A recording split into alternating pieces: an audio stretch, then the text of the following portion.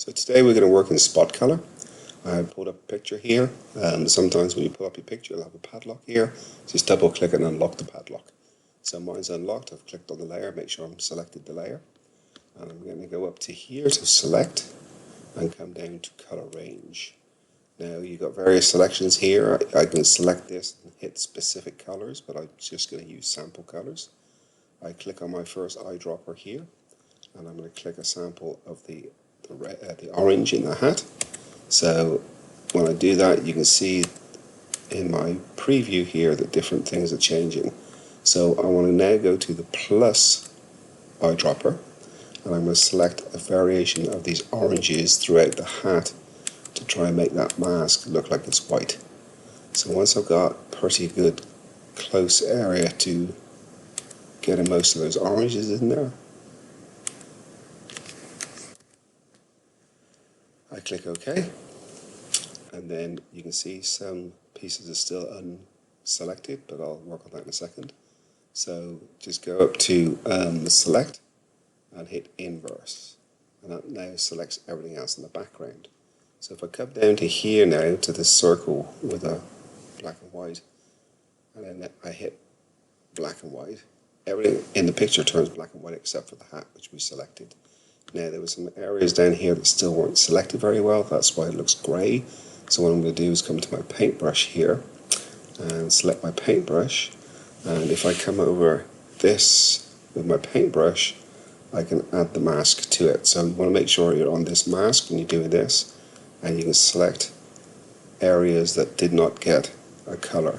Just to show you what I mean, if I go on here, I'll paint over the leaf, then that's releasing the mask, but I don't want to do that in this particular picture.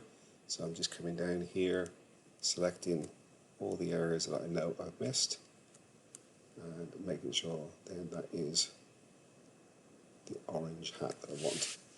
So if I'm happy with that, and I see a little mark right here, so I'm going to go in here, select, and I can see a little bit of orange in her ear here. So what I'm going to do is I'm going to select my white brush and go back over that with a paintbrush, and that will put the mask back in.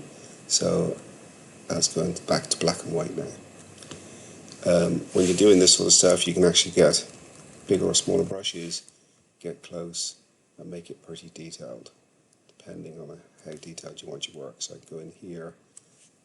I'm painting with white right now, so if I select black, then it will give me the color back.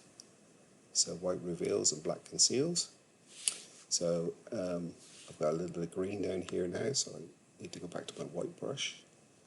And I've got a soft fuzzy brush here. I'm going to change this to a hard edge brush so I can get right up into that edge there and keep it nice and crisp. Once I've done that, I can select fit on screen, and that's what I've got. If I want to, I could go in here, and since she had brown eyes, I could go in here and select my brush and make my brush smaller using the bracket keys. I can go back in there and then just paint in, well, in this case, because I'm painting with white, it's covering it up. But on this one, what I'll do is I'll change this one to black, and that will give me color in her eyes. So if I wanted to, I could have one colored, one black and white.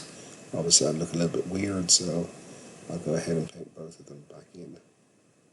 So all I'm doing is releasing the mask back on over the top.